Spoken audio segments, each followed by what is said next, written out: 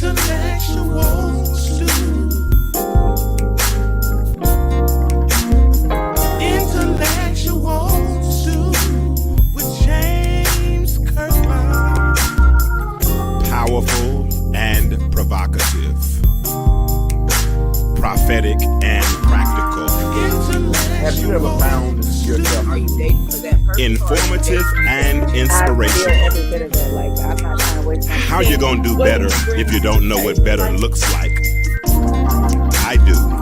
Intellectual stew. Come on, let's talk about it with me, the mind massager. Intellectual stew. Intellectual stew with James. Make sure I got the right mic on.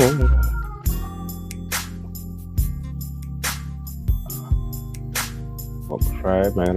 Ready to go? All right. What's up? What it do? Time for another episode of the Intellectual Stew with yours truly, James Kirkland, and we are in the midst of another episode of Show Us How to Date You, where we bring women on to share their little, idiosyncrasies and natural proclivities as it relates to dating. And we understand that there is not just one rule. It's not just one way. It's not a panacea. It's not one size fits all, but everybody does what is exclusive to them and what they like. And you're entitled to do what you like. You know, that's the old song say, do what you like. And you don't have to judge anybody for what they do. You know what I'm saying? Because we all have our own individual, unique experiences. And I think that's what makes us so awesome, is that we are different. We're not the same.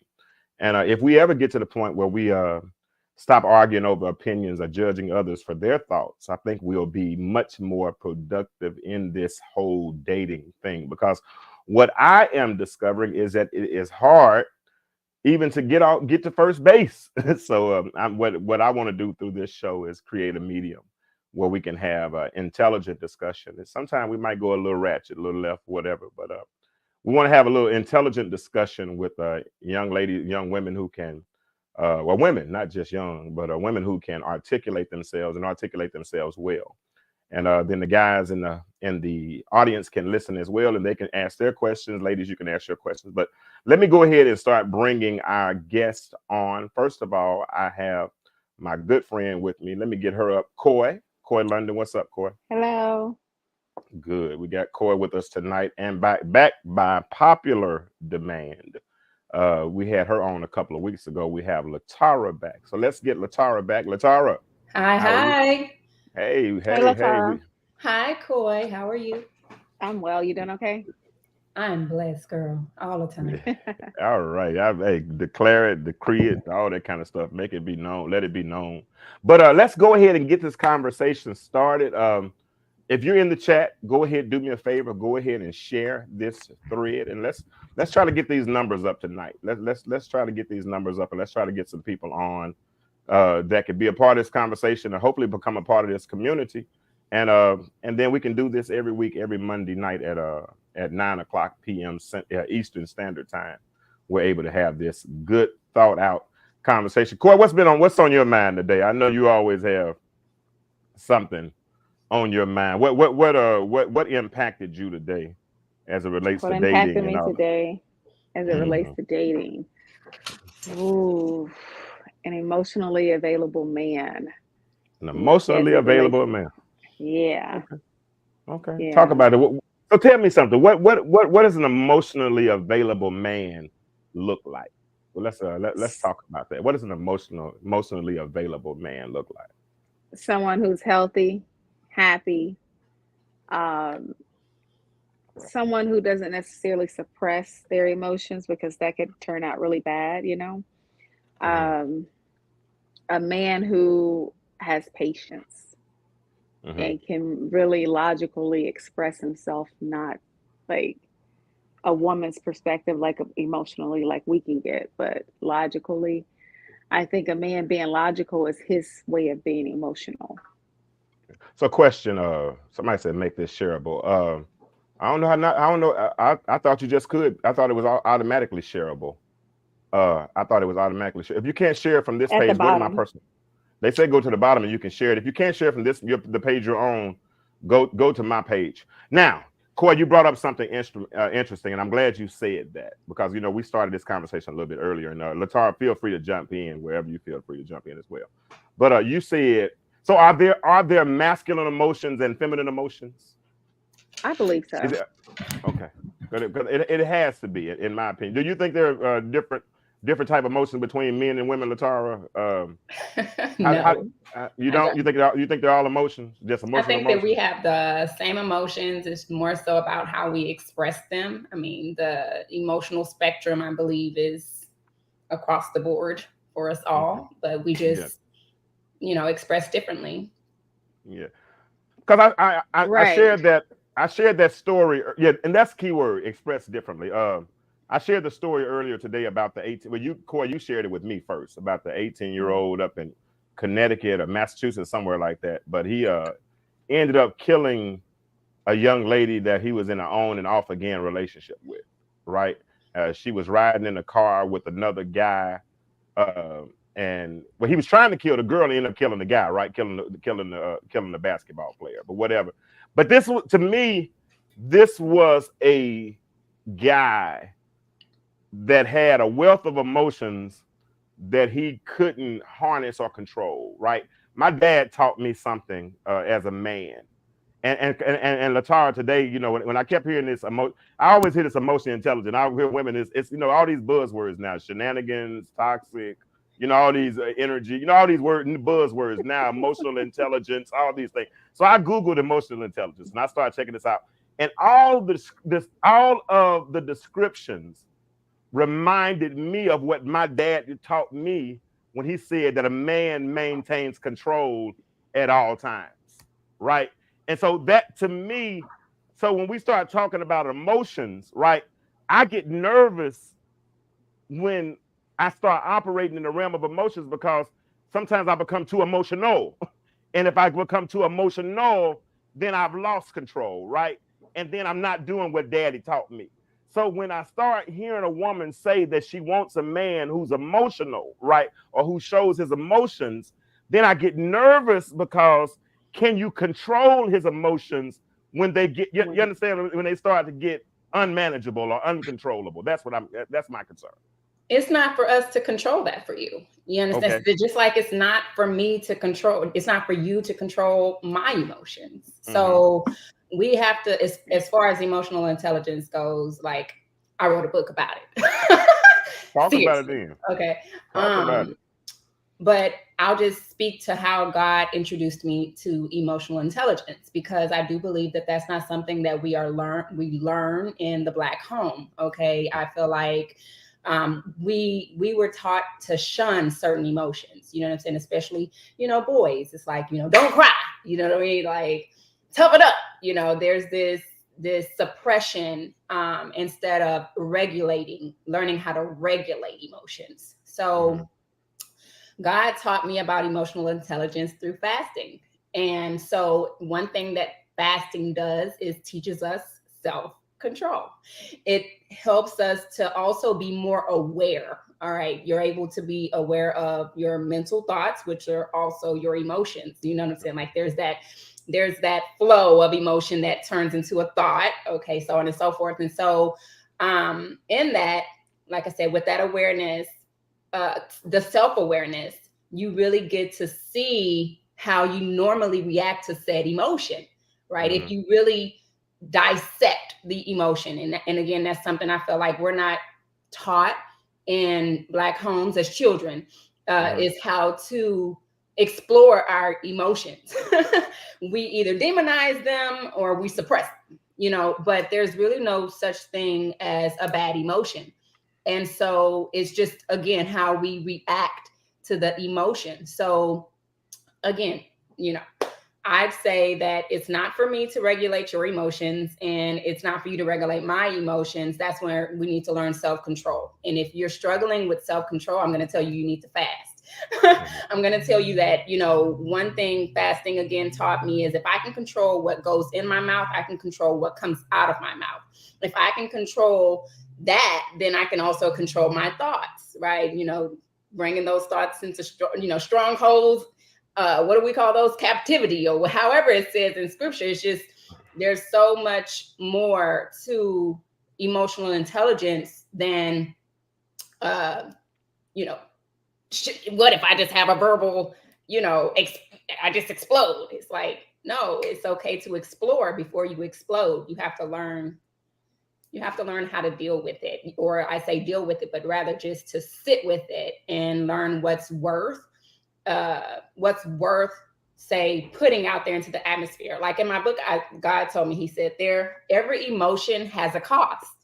Mm-hmm. So some cost pennies and some cost millions, right? And so when you play on the lower emotion, I'll say, and you're not learning to transmute that. Let's take anger, for instance.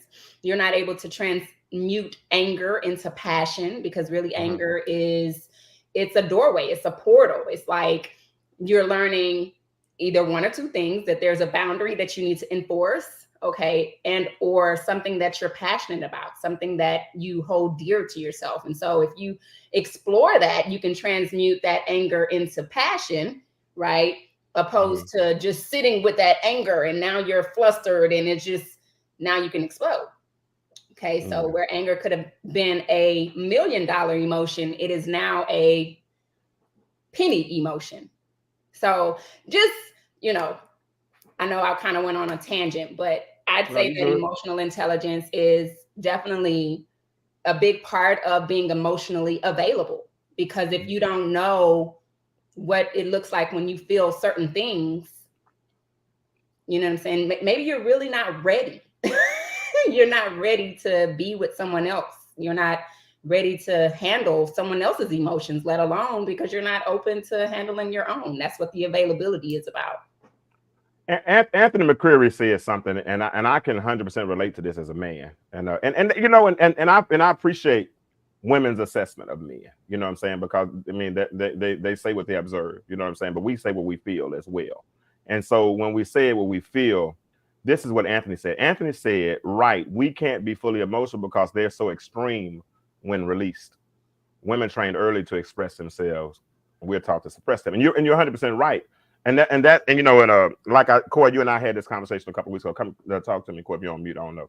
But we talked about the young lady who was filming her husband, or no, her husband was filming her after she had cheated on him, and she after he had cheated on her first, of course. So I get it. Let me quantify that. And so, but she was so upset that it was almost like she was like, just, no, what you gonna do about it? I'm gonna do it. So what? What up? And I'm like, don't push him to the point where he becomes so emotional that your environment is no longer safe. You feel what I'm saying?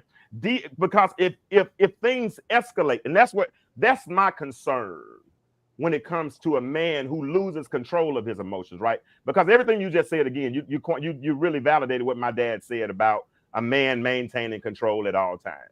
So we always want to maintain that control. So when we maintain that control, sometimes it might hold on. Okay, Anthony, are you still there? I want you to agree with me on this night. Sometimes it might be best for the room if I suppress this emotion, because if this whole emotion comes out right now, I'm about to mess everybody up, and I don't want to do that. You understand what I'm saying? Because I know what my potential is if I lose it, and I don't want to lose it. So sometimes the best thing for me to do, especially I learned this at an early age, Corey, I promise I did. But when I felt myself losing, you know what I used to go do? Take a nap. I would literally have to and my daddy told me that literally 8, 9, 10 years old, when I would get so angry, like, because it's early, we're trying to suppress those emotions. I'm ready to cry. My dad said, go in there and lay down. Take a nap. And give yourself time to think about it. Reset. Give myself time to reset. So my thing is, sometimes if a sister is looking for an emotion, it might not be time for that, but I don't know. Corey, talk to us. You can jump in here and say something when you just in there looking at us. Okay, so I think. What's up? Hold on. What's up, Dawood? He spoke. Y'all say hi, Dawood. Hi, hello, everybody. Hello. You can have emotional intelligence but how you respond to things depends on the circumstances. Just like James was saying, I think we as women, we can set the tone for a certain outcome and how a man will respond. And it's not that, oh, well, we can't keep him from doing this or doing that. It's just that we know how far to go. So why create that situation that could take place and turn out real bad? So I think with our emotions, we know how to control our emotions and we know how to be emotional, whereas a man may not know how to really well, I'm not saying a man doesn't know how to control their emotions, but different circumstances will bring out certain emotions that we don't want, because we are always emotional. We're always expressing ourselves. Some men, they don't. So I think you can still have emotional intelligence and still it depends on the circumstances on how you respond to the situation. The key word, and my friend Latara said she wrote a whole book on it. The key word is the emotional intelligence piece. And given, cause every emotion is looking for a body. Negative emotion looks for a body. A positive emotion looks for a body, and especially negative emotion. But negative emotion is looking for a body, and is looking for something to help it manifest and move around and transmit and all those types of things, right? So even with that, if we can, like you just said, if we could bring that thought into captivity as quick as possible, you know what I'm saying? As soon as I recognize that negative emotion, and Coy and to Latara, that's what I do sometimes. Because I do recognize that negative emotion, then it's best for me right now. But that's control. Is it really suppression? Yeah. Like, I feel like you're controlling. I mean, and you said it, right? Like, you're controlling. It's not necessarily suppressing, you know, because even if that means you have to take a moment, take a nap, whatever, then you're still allowing yourself to explore that emotion. What triggered you? Why are you feeling that way? So on and so forth. And so I wouldn't call it suppression unless you just don't deal with it at all. And then you stack emotion on top of emotion. You know, like that's when you explode, because you literally you're a walking time bomb. And that's a good point. I'm glad you said that. And that's why people that are listening, I don't want them to automatically throw every emotion that's not responded to the way you think it should be responded to as suppression. Sometimes that might be intelligence. That might, you know what I'm saying? So don't automatically throw a one-size-fits-all opinion on something if you haven't taken the time to. You understand what I'm saying? Yeah, because we're different. Men and women are different. I ain't lying. Sometimes, Latara, I feel like some women want to date women. Ooh. Because they want them to be so soft and so, you know, and so like them. And, you know, I embrace the differences in us. You know what I'm saying? I like the softness of a woman. You know what I'm saying? Right. I like the touch of a woman. If I wanted somebody to be hard like me, then I ain't gonna say that because I might get some. You get a man. I might get some alphabetic. If you're both alike, then one of us is unnecessary. Hey, you know, Augustine is one of the church fathers, said it like this: God has made us for himself, and our hearts are restless until it finds its rest in him, right? It's like life is like a 1,000-piece puzzle, and we're probably given, I like to say, 998 pieces. And what we need is a creator, whatever you call him, you know, and we also need companionship, a creator and companionship. That's what completes us, in my opinion, right? But we're too busy wanting folk like us instead of looking for somebody that has the missing part. Amen. Have the missing part for me. Have what I'm missing. That's what I'm looking for. I don't want you just like me. You know what I'm saying? I don't want to build a bear girlfriend. You know what I'm saying? Be your authentic self. And as you be your authentic self, then I'll take that and we'll work. You know how the old radios used to be back in, you're probably too young for this, Latara, but back in the day, they used to have them 3-knob radios where, you know, you'd be looking for a station and you got to tweak that thing, right? I'll take it how she is and just tweak it, and she can tweak me the same way. You know what I'm saying? We even, but I'm sorry, I don't know. I went on a little tangent. Let me check. I have milk brewing, guys, so I know I'm like going and coming, but I'm here, I promise. That's all right. So Coy. So I was listening to a video earlier today, and And what it made me think about as we as men, now, Anthony says we're taught emotional intelligence. A lot of times men's lessons aren't taught directly, they're taught indirectly. You know what I'm saying? Like if somebody brought you in the kitchen, Corey, and taught you how to cook, they might say put a quarter spoon of this, teaspoon of that, da da da. But my lesson beside the oil, getting my oil change, is we just out here having a conversation. And I'm just watching what you do. I saw you put the car on the ramps and drive the car up on the ramps. I saw you get underneath it and look at the drain plug and unplug the drain. I saw you put the drain pan down there to catch the oil. And you never got the direct lesson, but I got it, right? So Anthony said that we're groomed to be emotionally intelligent. And so it sounds different because it's coming through a different filter, right? A female filter is totally different than a male filter, right? So we process and we understand. We understand. Now I hope it is. And if it's the same, then I'm nervous, but if they're different. So with that being said, once we accept and embrace each other's differences, then we start to take each other at face value. And then I elevate Latara and Latara turns around and elevates me. Does that make sense? I agree. Absolutely. Yeah. I mean, and who, this could be me. What's up, all Jarvis? right, but I'm a little explorer. And so I don't like, if you are the same as me, that's not interesting, right? Like I feel like I know all that I really need to know about me, but yet I'm still learning more, right?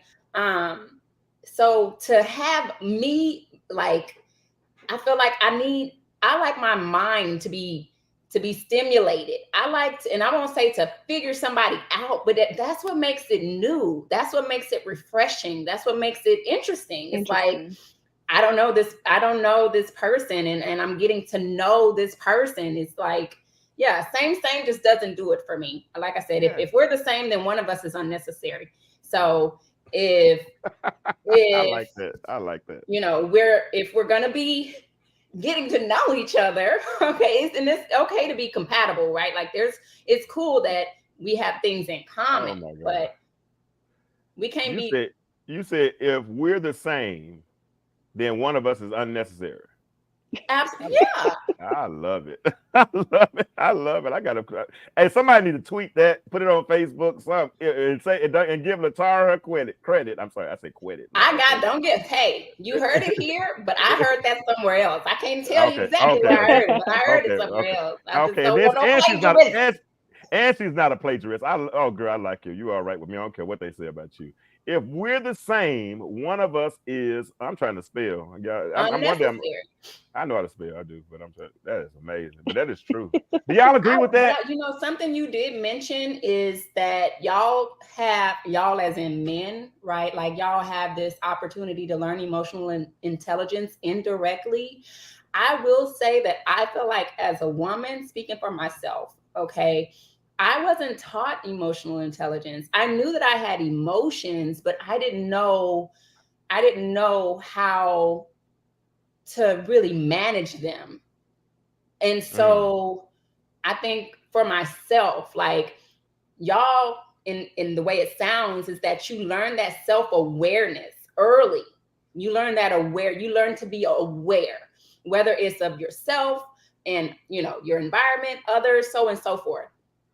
Again, only speaking for myself, I didn't learn quote unquote self-awareness until a few years ago.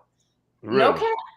And I'm 38 years young this year. Okay. Oh. I didn't learn self-awareness until like 3 years ago. 3 years ago. And so, just how things and people and situations are mirrors for me. I just was out here like, I don't know. Yeah. Thank you, Lord God, for saving a wretch like me. I'll just put it that way. Him able. Because I was out here blazing a storm. I ain't gonna lie to you. Burn your house down. Burn it down. Like that? Left eye like that? I'm telling you, my lower self, that's why God told me, you need me. You need me. Because my lower self, absolutely. when I say burn your house down, I mean spiritually. I'd be that person that wouldn't know that you were on edge because I wasn't aware. Mhm. You know what I'm saying? I'd be that person that didn't know that I had fire. You understand? Yeah. So Hold on, Anthony. I sent you. I put the link in the chat. Jump on right quick. Keep talking, Latara. You're doing good. You're talking real good. I ain't gonna cut you off. I mean, that was just it. Like, so just to hear you say that you learned self-awareness and how to be aware of your environment. And so even indirectly, because again, the self-awareness that I did learn, it was still indirectly. I didn't have people like, yeah, it is kind of looking like this. I literally had to understand that people are mirrors. And that started through my yoga practice. So, I mean, I'm only 5 years from that time frame. Seriously. But that, that's interesting because, but I give the credit to the village that I was raised around. Mainly, number one being my father, having a father in my life, and then not only having a father but having several uncles. And I'm from an era when we had Thanksgiving dinner. The women went in one room and the men went in another room. It was two different conversations going on. It wasn't chauvinistic. It wasn't anything of the sort. It's just everybody kind of went in their environments and different conversations was going on in one room versus the ones going on. If I went in a room full of women, I'm trying to get out of there right quick because I ain't want to get caught up in that conversation. Right. You know what I'm saying? I'm trying to hurry up and get back in the other room. So when I say Anthony, I'm sure Anthony can attest to this as well. That's what I mean when those men were in our lives, they highlighted those things. Yeah, I'm gonna give you an example. I remember one time my nephew came to visit, and my nephew at the time, Coy, might have been 3 or 4 years old, and he was hanging out with the women because I was at work the whole time, and they went to a store, and when they went to the store, he said he had to use the bathroom, and I say he's 3 or 4 years old. Well, they're shopping, so they didn't take him immediately. So a few minutes later, after he told him a couple times, he pulled it out and used it right at the front door. And so all of a sudden, everybody talking about how bad he is. He used the bathroom in front of people. He bad. I said, how many times did he tell you he had to go to the bathroom? That's my first question. Well, he told us a couple of times, 2 or 3 times. He said he told us 2 or 3 times. I said, Mama, did you tell? This is my mom was alive. I said, Mama, did you tell him you would whoop him if he used the bathroom on himself? She said, yes. That's why he used the bathroom at the thing. Because the difference with me is the first time he told me he had to use the bathroom, I'm stopping everything and going to tend to this. You understand what I'm saying? Because, like, for instance, when we teach a young boy to stand up and use the bathroom, y'all just say use the bathroom. We tell them to aim for the spot. It's a strategy to this. You understand what I'm saying? And so when we start giving this strategy, when we start giving this plan, that it's more of a calculated approach. Because it's a purpose in everything that we do. You understand what I'm saying? So when I talk about the emotional intelligence, it might not be the way you're used to seeing it or the way you would think it would be, but it doesn't mean that it's happening because it don't have the face that you thought it should have. That's the point that I'm trying to make with this. So I think sometimes, like I said, because Coy used the term earlier and you did earlier as well, not in a negative way, but you said sometimes it feels like we're suppressing. Sometimes we're not suppressing. We don't want to stress. And if this emotion come out, it's gonna be some stress. And if they was in the hood, they'll say stress, but it's okay. But so that's all I'm saying. Because what I'm really trying to do is I really want men to get to a point, place, and posture that we become what y'all need us to be, right? I want Coy, I want Latara, I don't see any women talking tonight. What's up, y'all? I'm glad to see all my men, but I don't see any women talking. But I want you to create, as I put on the screen, that safe zone, right? But in order for you to create a safe zone, you got to feel safe, right? And so this week I've heard some positive things as it relates to women saying that they still want to date, because they put these narratives out there that black women don't want to date. That ain't true. They got this narrative out there that black women don't want a man. We gotta stop listening to these people, man. We gotta stop listening to these people, man, because the same thing is happening in every community. Because what? We try to depopulate the earth. They don't want us to get together. I'm joking. I ain't gonna go to no conspiracy theories or nothing like that. But that's what I'm saying. That's all I'm saying. So this video I found today, and it blessed me, and I want us to listen to it right quick. And I hope y'all listen. We're gonna be on about 30 more minutes. So share this thread, please. Like it. Interact so we can get this algorithm up and hopefully we can get this conversation going. Okay, I'm looking for this certain It's video. cool that the guys are in the chat because I it love is it. how to Yeah, date us, right? I So got not it. I being love that's it. vulnerable. I love it. right. I love it. All right, We watch got to this know video, who the y'all. audience is. Absolutely. Watch this video. You ain't never finna hear me say I don't need a man, because I do. And I don't just need a man for physicality, whether it be bills, fixing things. That's not the bulk of what I need a man for. I understand the role of a man. And it's sexy. A What is real it? man? Go ahead, unpack that. What's the role? What's the role of a man? First of all, it's leadership. And when he has the fruit of leadership successfully over his whole life, do you know how attractive that is? Even if he is a man that's not available to you, even if he's a man that is not compatible for you, to watch a man lead his life well, baby, that's encouraging. It's sexy. It's honorable. I love to see it. And there is something about watching a man who has allowed God to grow his confidence and grow the fruit of his life. And you can see him thinking. And if he don't know what to think, baby, for that man to take that thing in the word and in prayer, whoa! Child.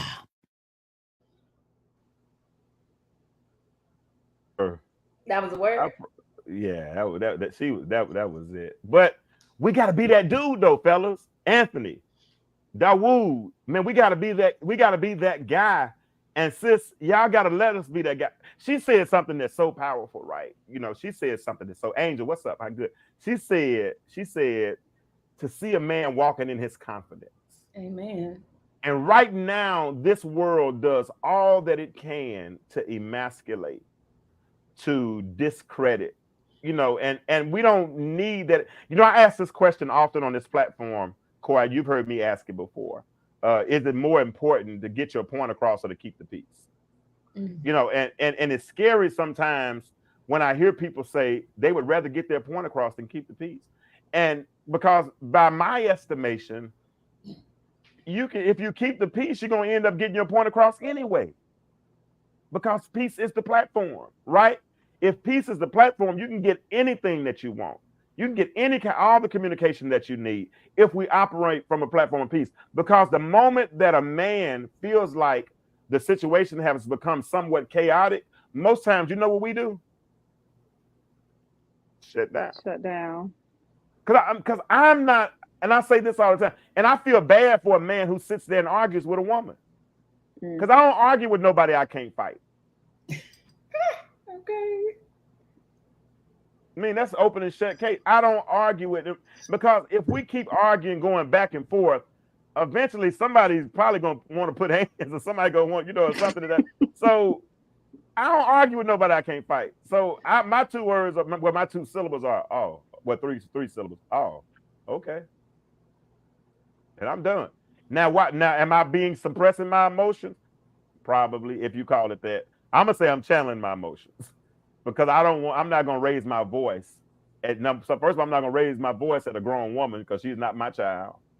That's not going to happen. And some people don't know how to communicate without raising their voice. So I don't know. This conversation kind of went a different way. But I really so Tar, after hearing that video, what are you hearing? What are you hearing her say? And Corey, you're going to answer the same question. After hearing that video, what are you hearing that would help cultivate or fix the relationship between men and women?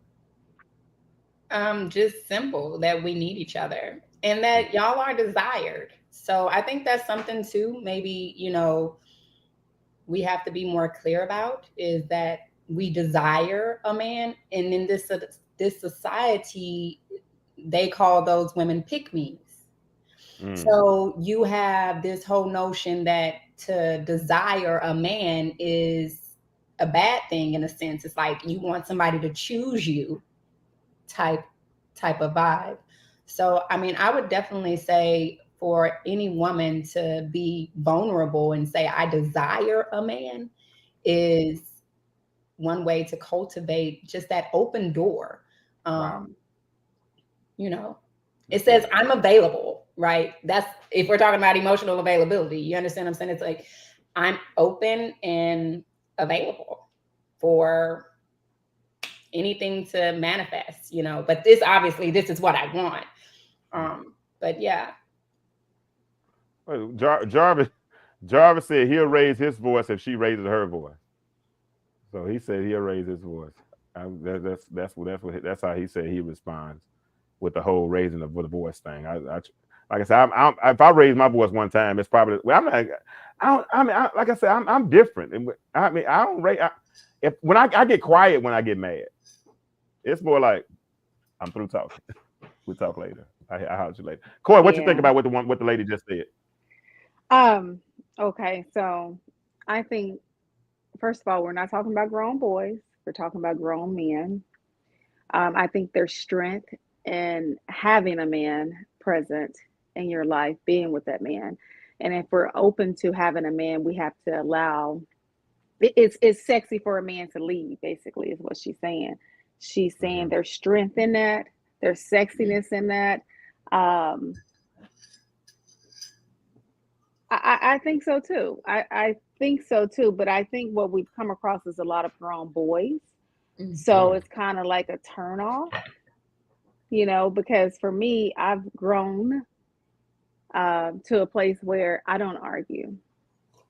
Yeah. And I've dealt with a man that liked to argue before.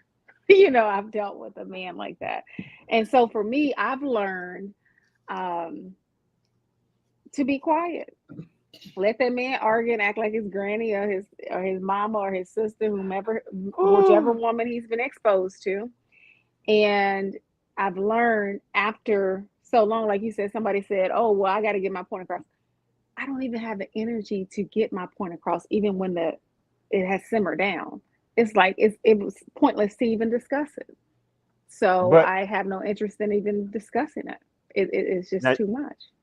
Now you just hit a trigger. You just hit a trigger, and I want to explore this a little bit because it's okay to not talk, but or not communicate or not argue, but there should be an atmosphere where we could at least discuss things. You understand what I'm saying? Right. Because there got to a point in my marriage, my divorce now, where she stopped talking, and so and I think while she stopped talking, she was probably plotting at that time. You know what I'm saying? She's already planning her exit. And I'm just being honest with you because if you get to and hear what I'm saying when I say, fellas, hear me because y'all are on here now. Some of y'all in relationships, some of y'all in marriages, whatever.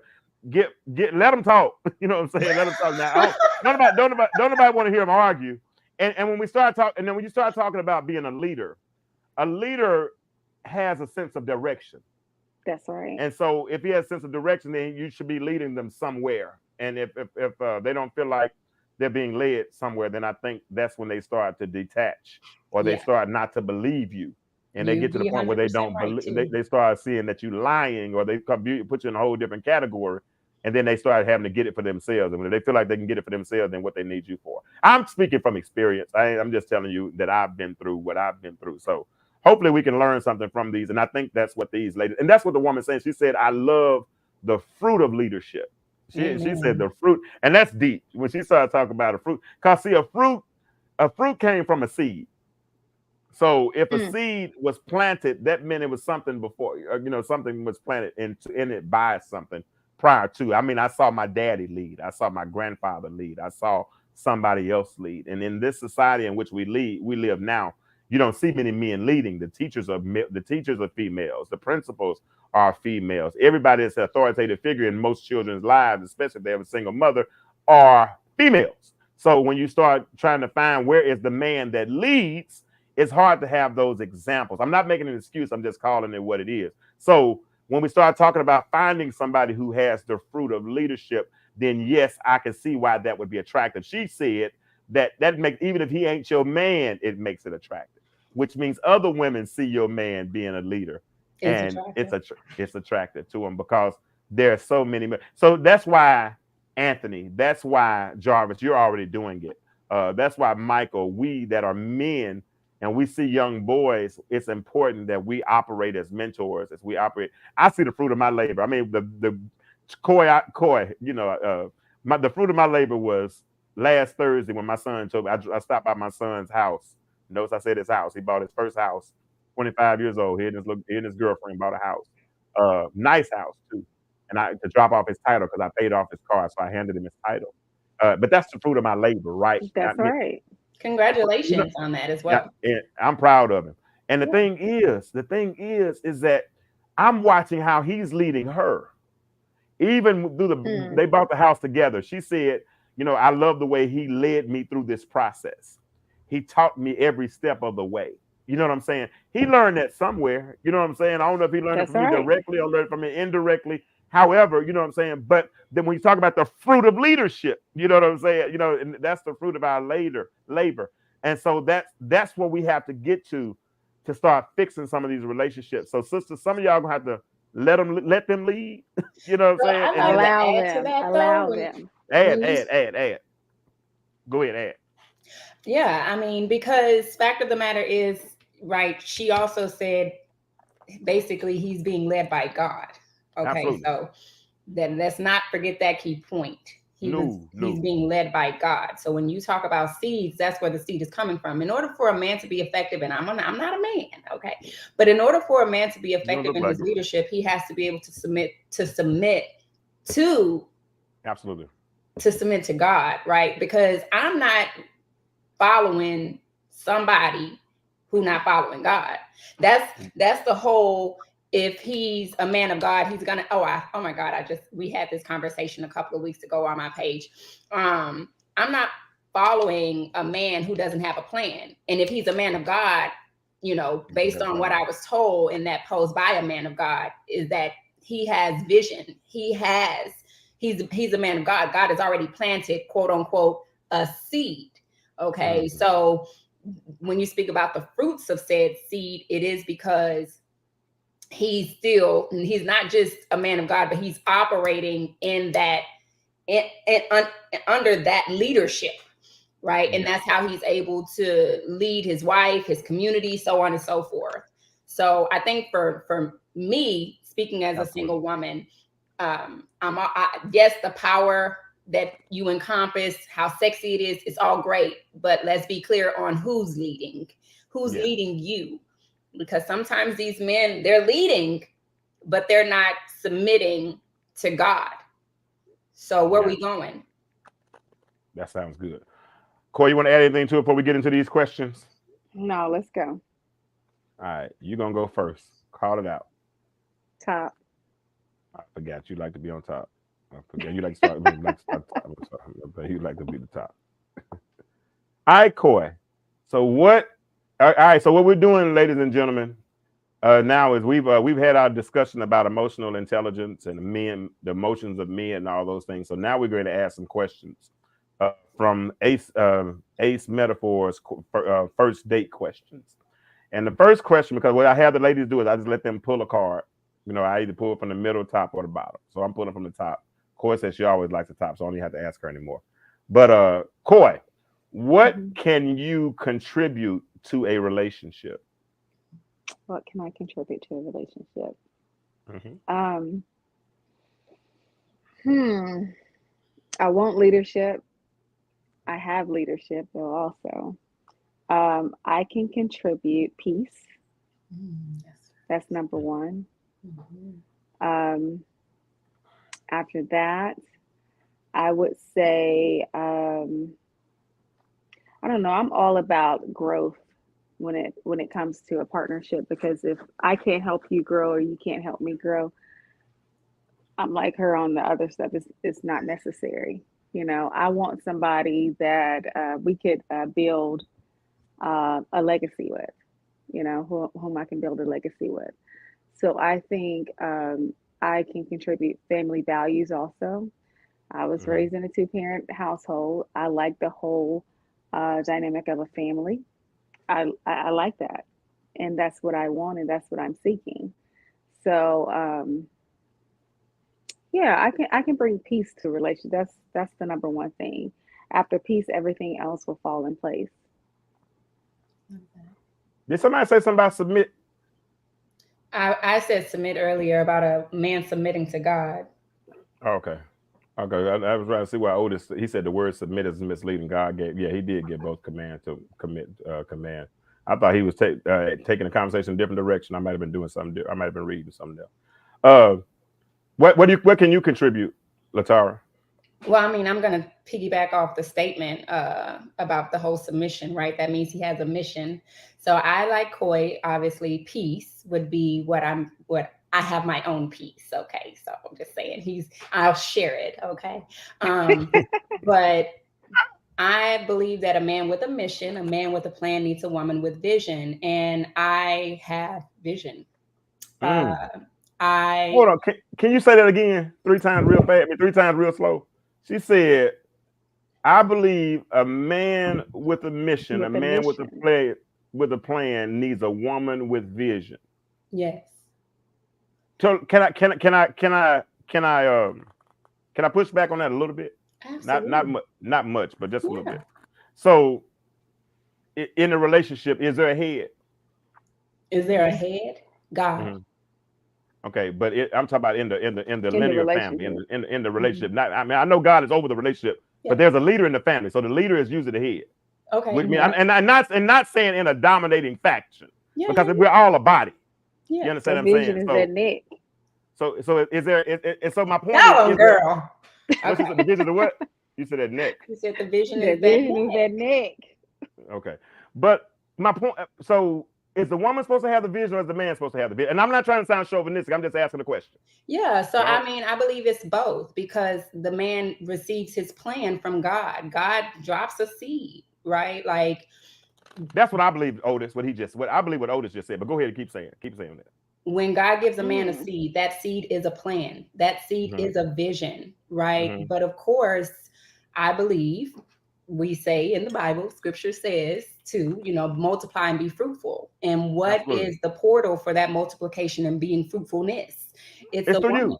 Whatever you give a woman, she's going to multiply, and it's going to be fruitful, right? Every time.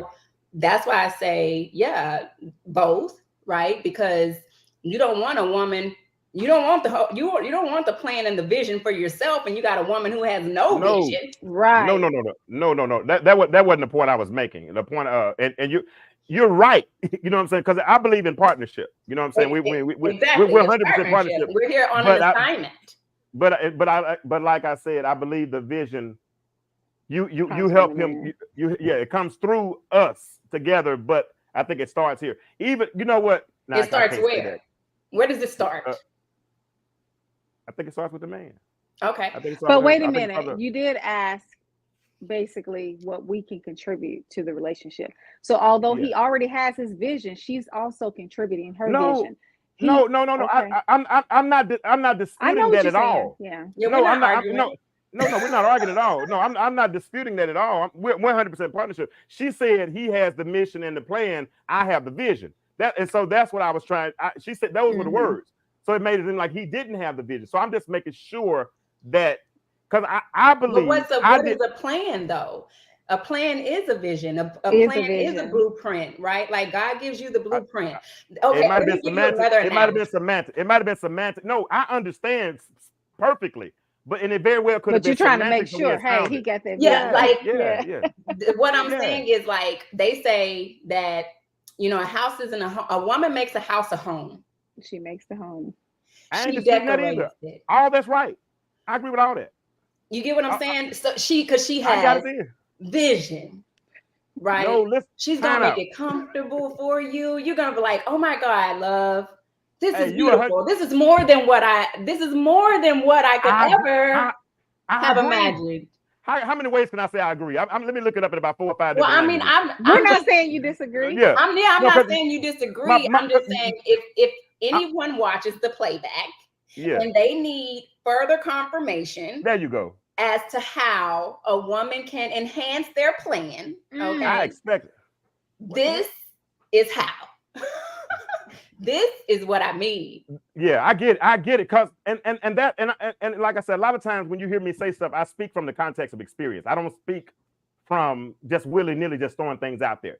I probably did a bad job of casting vision in my own relationship, right? Because there were times, and that's why I say I'm not trying to fight. I want to talk. I want to build. I want to be fruitful. So when I say I'm listening, I want the brothers to hear this, and I also want the sisters to hear what we're saying as well. So like I said, if I did a bad job of casting vision, then we didn't have direction, and so therefore we're gonna go in different directions, right? And if she has, watch this, if she has her vision and I have my vision, now we have the vision. So the point is, let's make sure we're going in the same direction. So Right. brothers, in your future relationships, if you're already in them, whatever, make sure you cast vision. Make sure she understands, because wasn't nobody better at making chitlins. Who could have ever thought you could stretch chitlins with hog maws? A woman figured that out. Right. I'm being funny when I say that, but that's my point. We are a partnership, and if I trust you enough to, even in our pillow talk, to share with you where I'm going, then you're gonna help me get there. Absolutely. And likewise, if you tell me where you're trying to go, guess what I'm gonna do? I'm gonna set the GPS. I'm gonna pack you some bologna sandwiches for the ride. I'm gonna ask you, do you want mayonnaise, Miracle Whip, or mustard? I'm gonna make sure you have a map. If we got to go to the airport, I'm gonna make sure that you get to the airport. Show you how to get to the gate. If you drive it, I'm going whatever's necessary, because I want to see you get where you're trying to go. Because if you get there, we get there. Because guess what? They're not two, we're one. And that's the way I look at it when we get into this deeper into this whole relationship aspect. So when you say you have something to contribute, then you're going to contribute to making sure the vision of the house or the vision goes to the next level. Thank you. I appreciate that answer. Coy, you said that you're going to contribute peace, and the peace is going to be a platform. Thank you. That I can appreciate those types of answers, because those are grown women answers that are trying to get us to the next level in a relationship. That's what this is all about. We date, especially we dating for a purpose, because that's what we say. That's what everybody hollering at. We date. My sister, that's my sister, my biological sister, actually, Felisa Beasley. She said the vision should be spoken up front. Lakeisha asked earlier when the vision should be. Lakeisha asked earlier when the vision should be uttered. Well, as I you would all at the very beginning, that should be a part of the hey. Before we go any further, I need to know what's the plan. Right. Yeah. Right. Okay. Because if not, you waste time. You look how quick we can narrow that down. Chop chop. Quick. And even you know what you just epiphany. So I can share the plan even if the plan is not necessarily with you yet. I mean, absolutely. I do believe. Okay. I do believe that some of us have destined partners. I feel like when we're kingdom building, God sends us our people to build those kingdoms. So, and like you said earlier about these bits and pieces, right? You were like, we have like 99%, and then somebody else comes in to fit that piece. Yep. I feel like God sends us that. So whether it's soul tribe or whether it's your romantic partner or whatever, or purpose partner, okay, I believe that they're gonna have something you don't have. They better. That is a testament to the plan that God gave you. That says, wait, God sent you. Okay, you're gonna know who who sent them. You're gonna know the messenger. So so when you say, even if I have the plan, but it's not with you, I feel like that's how you'll kind of sort of know. Say if it's not with them. Yeah. You know what I'm saying? That's how you'll kind of sort of know if they're a part of your alignment. Because if they're a part of your alignment, if they're really a part of your mission, they're a piece to that puzzle. Yeah. Coy, jump in and get you some of that. Get you some of that, Joe. Coy, talk. I agree. I'm listening. I agree.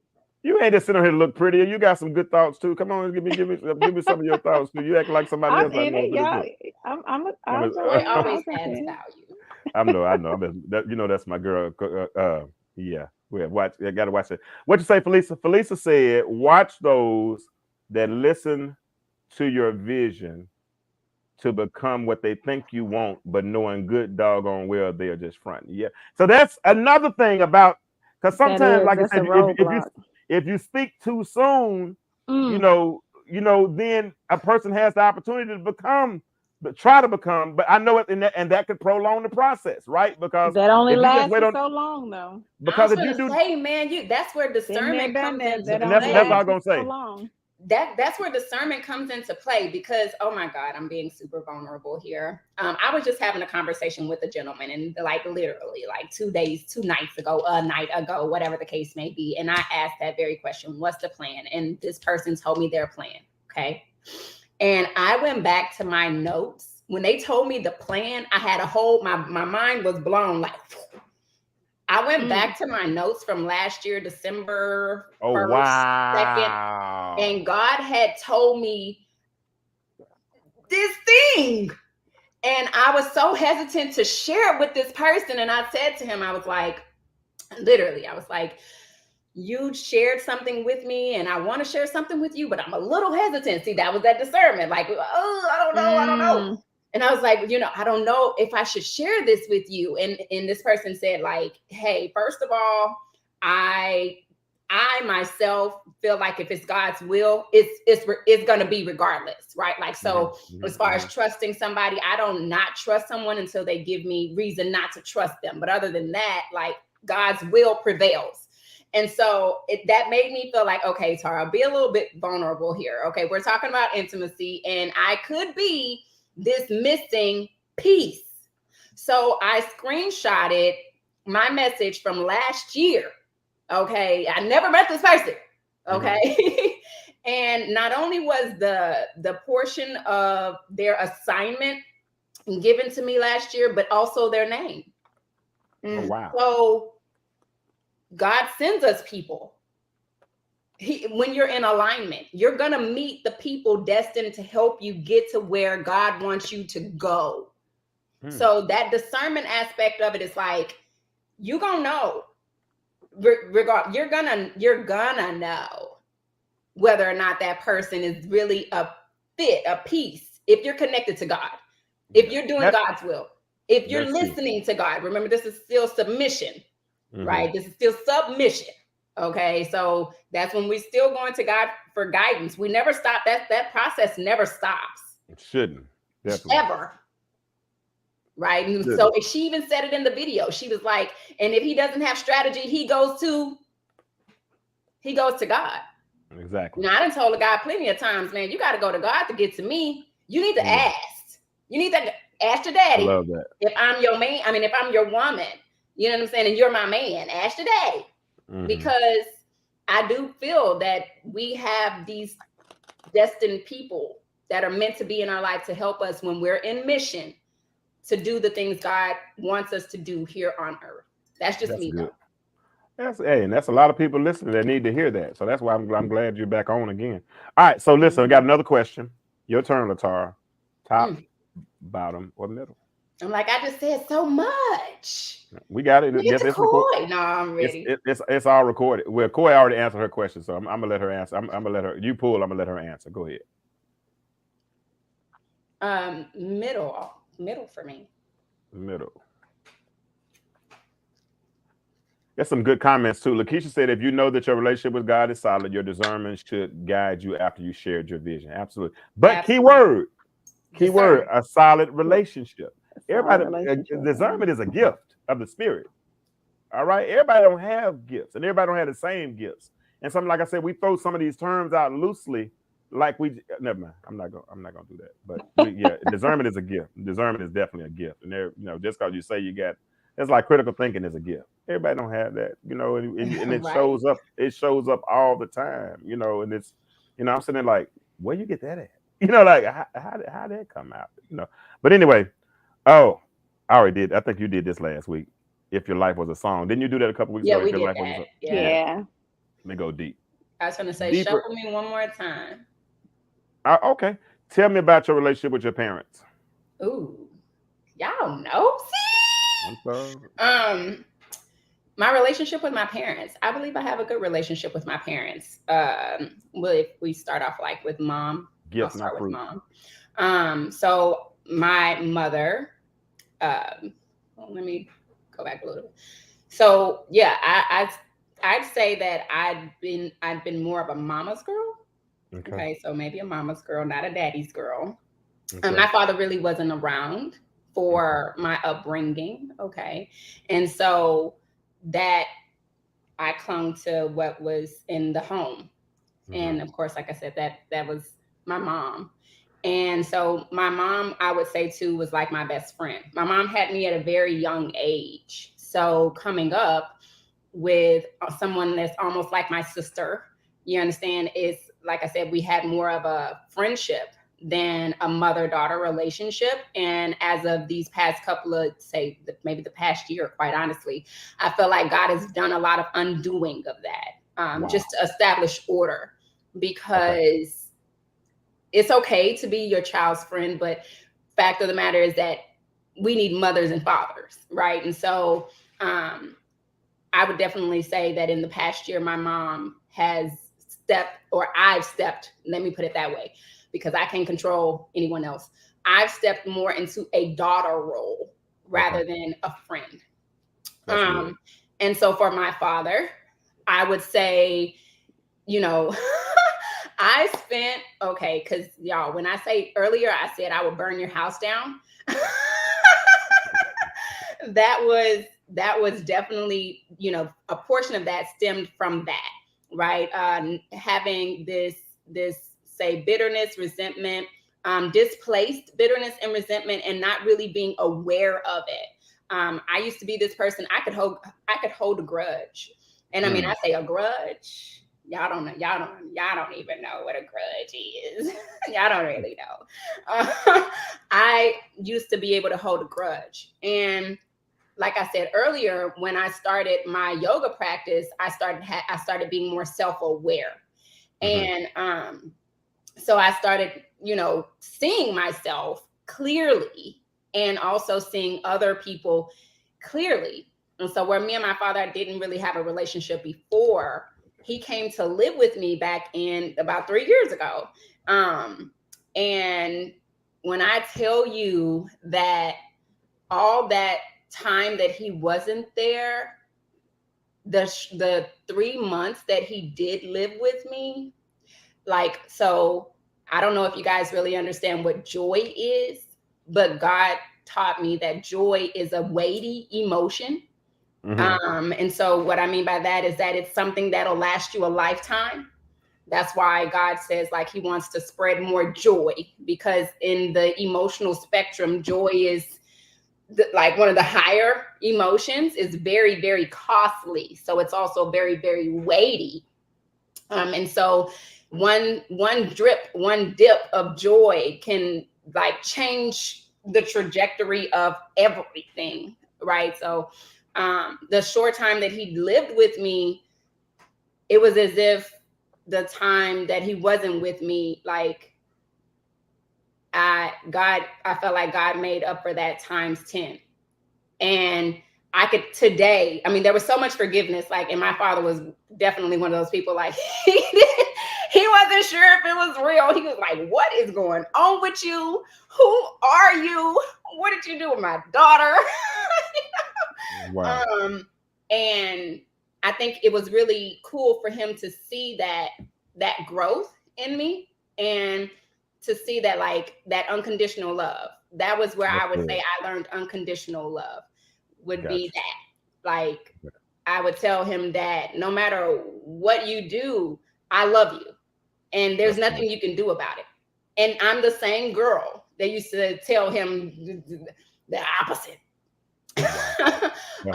And so in that situation, say with my father, I was more like the parent with my father. I've always been super nerdy, okay, super, if you will say, gifted. And so, yeah, it was more like I was a parent to him. And yeah, so when these roles started to shift, God was really just doing a new thing in my relationships, but obviously it started with me. And then of course it just the ripple effect was with my mother and my father. So I definitely say today that I'm less codependent or enmeshed, right, with mom, and the order has been established. And same with my father, like that obviously there's nothing that guy could do. He's taught me unconditional love. I'm so grateful. And in this life and the next life, I still choose my father. So I definitely say that I have a good relationship. I have a healthy relationship with my parents. Short answer. Gotcha. So Coy, same question. Tell me about your relationship with your parents and how that has affected like how you relate in relationships. I grew up with both parents, same household. I have an excellent relationship with my father. He's a very gentle, patient man. He wouldn't raise his voice with us. He was the total opposite of my mom. You know, he would sit down and have talks with us. I remember one time when we were teenagers and we all had the talk, but it was my mom bringing up the topic. And so my sister, when they asked my sister about any kind of activity, she was like, yeah, you know, I have engaged in this type of activity. My mom went off. And I'll never forget, my dad took my sister to the side and he talked to her. He said, you know what? Whatever you do, just protect yourself. Just very patient, you know. I learned a lot of patience from my dad. Like I said, he would talk to us. He would have conversations with us. It wasn't like some of my friends, they'll say, I would never introduce anybody to my dad because my dad is crazy. My dad was never that guy. You know, he's never been that guy. He raised us to be honest. He's a very respected person in the community. Everybody knows him. He's lovable, he's gentle. And I think I do expect that in a relationship, you know, which that can be hard to balance because some guys are just taught to be hard and like we were talking about earlier, not as emotional or express themselves. But I have those expectations. On the flip side, my mom's a little different. My sister passed a couple years ago, and I just started distancing myself from toxic behavior. And I will always make an excuse for my mom's behavior by, you know, that's my mom. You know how we always say, oh, well, that's my mom. Oh, excuse it, excuse it. Because of the passing of my sister, I'm like, you know what? Life is short. I have to distance myself. So we really don't have a bond anymore or a relationship anymore because I just need my peace. My peace is non-negotiable, and that's with any relationship. But my dad, my mom, and I would have my parents here a lot. I've slimmed that down a lot when it comes to my mom, but my dad, he still comes here. We're very close, very close. My dad would come home. I would go to the supermarket with him. We're holding hands. I mean, that's my daddy. So I do expect that kind of behavior coming from a man as well. I don't know if that's good or bad because, like I said, some people will be like, "Oh, well, I'm not your dad." You know, some men will say that. And I'm just like, okay. I have an ex that didn't know how to separate the relationship. So when my dad would come and visit, and I would do all these things for my dad, he would be like, "Oh, you doing this for him, or you doing that for him, or you doing it?" Like, guess what? He did all of this for me. He took care of us. He took good care of us. My mom was a stay-at-home mom. She did a great job being a stay-at-home mom. She made sure we were good, dressed. You know, I come from a family environment, you know. So when I'll never forget this person said to me, "Oh, you doing this for him?" But he didn't have a father growing up. And I looked at him, I said, "Yeah, he took care of me. He took care of all of us growing up. And this is the fruit of his labor. You know, he deserved this." So anytime my dad comes around, he's going to be waited on. I feel compelled to do that. He don't need to do nothing because he's done everything when we were growing up. So he deserves to reap the benefits of what he has done, you know?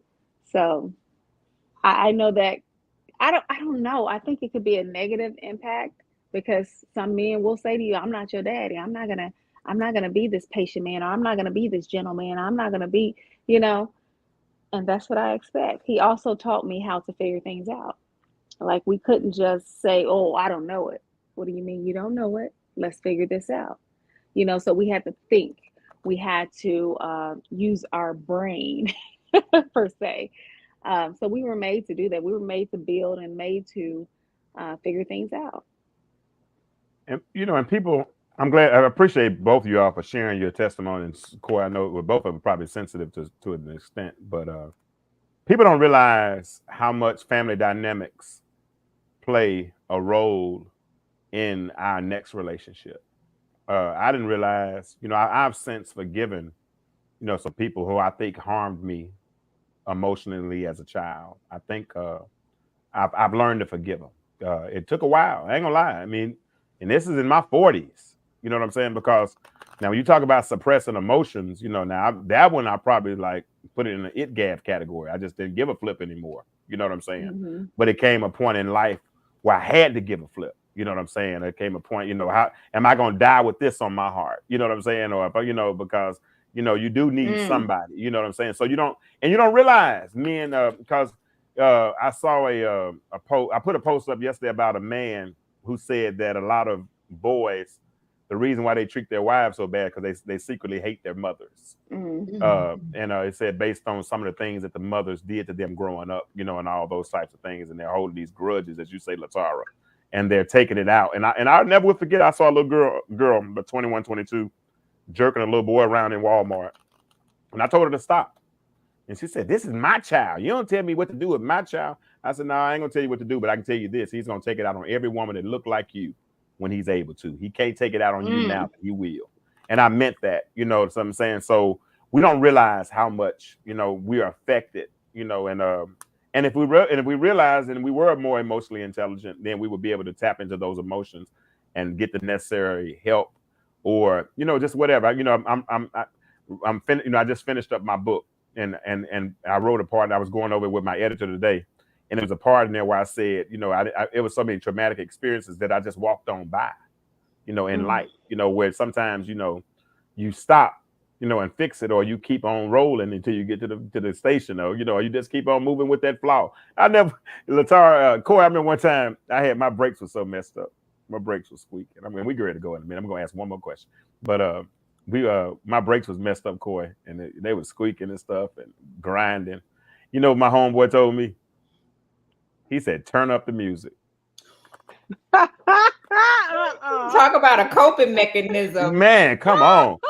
Now, because if I turn up the music, I wouldn't have heard the sound, but the issue was still there. And so many times we just keep on moving by turning up the music, you know what I'm saying, until we finally break down, or like Anthony said, until we finally deal with the childhood trauma, until we finally deal with the issues of the past. Then, because you know what, those are still, it's like if you have a fireplace, you purposely remove the ashes. Why? Because the ashes keep the fire from burning the way it's supposed to. And plus the fire is something, the ashes are something that has burned up. So what is still there for? It's dead. It's dead and stinking and needs to move on. So some of the things that we dealt with in our childhood, and I was one of those guys. I was for years. I promise you, if I could go back and apologize to God 100 times and to her, I would. Because those were some mistakes. And I promise you, if I had made that apology sooner, I'd probably still be married. Because it was something I needed to fix in that relationship that was hindering the next relationship. I never will forget, she told me, I hate that person did that to you. And I didn't even know. Wow. I'm sitting there, I didn't even know, because I didn't take time to look in the mirror, right? So we don't understand. I'm glad that Ace, I appreciate you for that question, because people don't realize the middle deck doing what the middle deck does. You go ahead with your middle deck self. I'm telling you. We talking about emotional intelligence, and the middle deck is like, look, I got something for you. Man, and I mean, because we do not realize how much of an effect, because we're all products of orientation, all of us. Absolutely. And a lot of us are operating we're in these grown adults, right? But our child self is operating these grown adults. I mean, these grown adult relationships, right? So, you know, that the whole true. Like, who hurt you, right? hurt we, you? we 'Cause really you were hurt. Right. And it's we not really it's not a have to negative really thing. start dealing with that before going into the next situation. Before, because that is that baggage. You know, a lot of times people think baggage is just, you know, what bills you got, what financial debt That's you real have. baggage. It's like, Yeah. let me tell you something. See, that's an easy fix. Alright. What we Alright, really need to fix is this spiritual poverty. Okay, Yes. because you're impoverished. And emotionally, you're impoverished. And so it doesn't matter what you do, you'll burn it down. Ooh. You'll self-sabotage. That's what I mean when I say earlier, like, I will burn your house down. You know, the self-sabotage that we'll do because we don't know how to properly manage our emotions. And that's because we're suppressing. That's that constant, we're just building up until it just, explodes. But we gotta deal with that. I'm an advocate for yoga. I ain't lying. Now, go into your yoga practice with the Holy Spirit, but I'm telling you, I am an advocate for yoga because a lot of the trapped emotions that we have are stored in our hips. And so a lot of people, which is our sacral energy. So I don't know if you guys are like aware about chakras and all that other stuff, but you know, we got to start moving so we can release these trapped emotions, because that's really when we start to renew our mind. That is, I would say, the renewing of our mind. We have to learn to release in order for us to really receive. Gotcha. All right, I want to be out of here in 14 minutes. So, Koi, top seal. Yes. You know, I already went through the question and found the question I want to ask, so and put it on top. But I knew it. That's manipulation, by the way. My name, they say my name on the show, so I get to manipulate a little bit on this one. I'm within my rights this particular time. I'm joking this time. Koi, do you have a type? And if you do, explain what that type is. I do have a type. Okay. My type has nothing to do with anything superficial. My type is an intelligent man, a man who's very intellectual, a man who can figure things out, a man who's able to think for himself, not just say, I don't know. If I ask you a question and you don't know, don't tell me you don't know. Think about it and figure it out. That's sexy. That's that does something for me, because I know that I'm safe with you. Is that it? Yeah, that's my type. That's my type. I'm gonna tell you, James, I'm a demisexual. I can't look at a guy and say, "Ooh, look at him." Dang. I've never SAT had word. that. What? SAT word. She said demisexual. Go. Yeah. That a male's appearance does not turn me on. Now, that male's appearance will come into place after he has turned me on mentally, and then I'll begin to see what he looked like on his outer surface. So, is your father intellectual, intelligent, all the Yes. things you just said? Okay. Yes. So your type is, because Anthony just said your type is everything your father is. Yeah. Very You agree with intelligent. that? You agree with that, Latara? That's her type? No, I'm just saying in general. Y'all ain't really met like that, so I don't know if you can speak on her like that. Of course I agree with that. That's her type.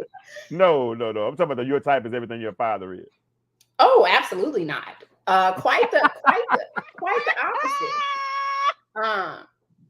Quite the opposite. Do I look like I'm getting crucified right now? Quite the opposite. I have my father, and like I said, I'm grateful for my father, but I don't want another one. Father. And I mean, I have my Abba, you know what I'm saying? So that's good for me. So you wouldn't date your father, Latara? Say that for me again. You wouldn't date your father, is what you're saying? Absolutely not. No. No. He's handsome. Okay. And the guy is super. When I say super smart, like my daddy that's my road dog. You know what I'm saying? Like, and he's funny, he's goofy, he has personality. Okay, like that's my dog. but that ain't my man. Nah. Yeah. That would be nasty. Yeah, that kind of. I'm just saying. in No, terms of- no. And yeah. No, I get what you're saying. I know what you're saying Like, either too. I know what you're saying, but I don't even want to, Yeah, context wise, like nah. I mean, No. Coy was at. I don't want to interrupt Coy's description. Answer. Yeah. Are you? Is that? Are you? Were you finished with your answer, Coy? Before you. Yeah, What was the question we just asked? I've never been attracted to a male's outer appearance until I've gotten to know him. Then I began to see some of the features that that's nice on him. But until that happens, I'm not looking at you like, oh yeah, he hot or he's sexy. Nah. Did you That find comes it? later on? Did you ever find out he was ugly later on? Possibly. It depends on the position.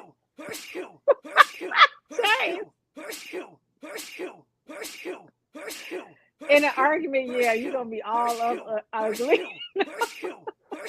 I mean, that's a very it's a very hear me? honorable and virtuous answer, I'd have to say. You hear me sneezing, don't you? Yeah. It won't stop. Stop sneezing. You said that's honest and virtuous. It is. Hold on. Because sometimes I gotta call Coy. So Coy, so you done got to know his mind, and he's in love. He's demisexual, sapiosexual. Y'all know each other. Y'all got. Then all of a sudden you opened your eyes up, and he don't look like anything you like. You still gonna stick around? Yeah, absolutely. Okay. Yes. Yeah. I need to clap. Okay, I'm going to 1G next week, and I'm tired of this internet freezing on me. I'm going to 1G. I promise. We're going to 1G. They say we got too many things connected. I got tablets, I got iPads, I got Fire Sticks, I got TiVo devices. I got too many things connected to my doggone Wi-Fi, and I'm tired of it freezing. But it's all good. All right, so you closing out on this question. What is your type? What's your type? Your type? Whatever that is on. That's my type. I don't know that I'm as honorable. I might be a man in that, I have eyes, and I will, if I see a man that's attractive and like he's sexy to me, like what? But okay, I'm not saying that that's take me home type of energy. I'm just saying that I do have eyes. All right, so my type is definitely someone who is emotionally intelligent and mature and emotionally available. Okay.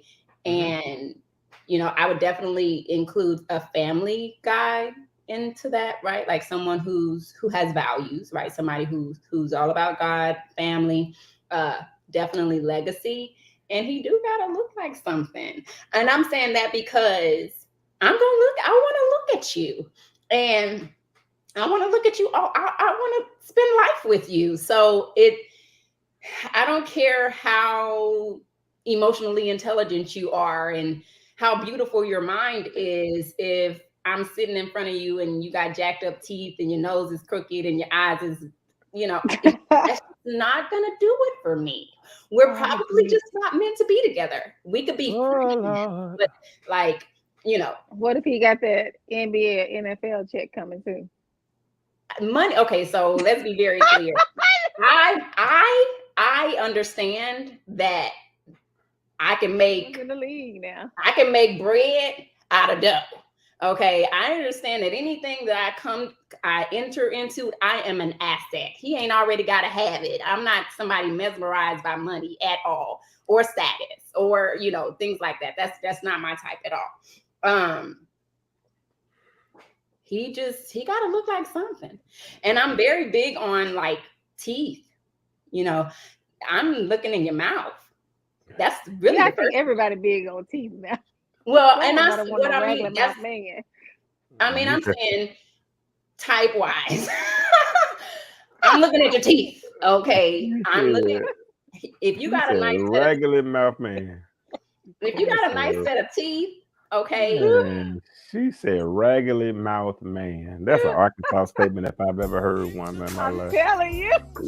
She said raggedy mouth man, like a firecracker exploding in his mouth. I can't do it. And don't get me wrong, I'm not saying that there aren't braces, because I got braces, so I know what it looked like before. You understand what I'm saying? But we gotta have that mentality that, you know, that Court there's cool. a solution. Court cool with it, as long as his substance and verbs agree. He can have a raggedy mouth as long as his substance. No, he can have Coy a said. Oh, well, Coy said, as long as he's a gentle giant. as long as he has a vision, as long as he got a plan. Them eyes can be have- going from side yeah. to side. As long as his vision is good and he's nice to me, then he can. I don't care if his mouth is messed up. He can look like a stick of dynamite exploded around the top of his I'm mouth. just saying, we gotta. For me, you know, I ain't saying you gotta be off the charts attractive, or I'd say attractive, but I mean, I want you to be attractive. I'm saying that you gotta be this stellar trophy man, but I am saying you have to be attractive. I gotta be able to be, you know. I'm with you. I'm be honest with you. I'm superficial too, so I got. I'm looking at a book. You not attracted to To intelligence, me. Dang? Well, for me. I meant for me. I did say two. Well, then. men are visual creatures. That's why. But I will. saying that. But no. Listen. I'll take you cute first. Then if I find out you're not intelligent, then I just break up. You dumb. And- Yeah. Just move on.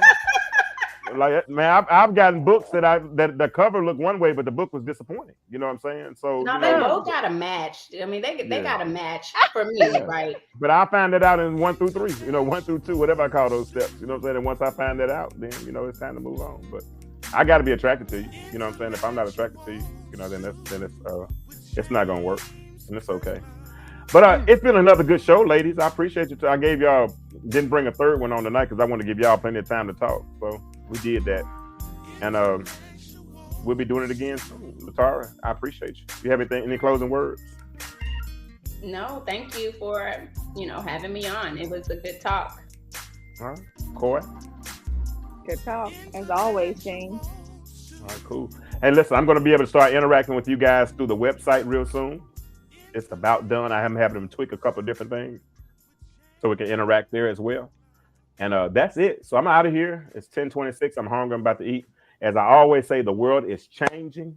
My question for you is, why do you remain the same? Y'all have a good night, and we'll see you all again real soon. Thank you, Anthony. Good night, y'all. Thank you, Jarvis. Thank you, Felisa. Thank you all in the chat. Appreciate you, Tara. Appreciate you, Court. Good night.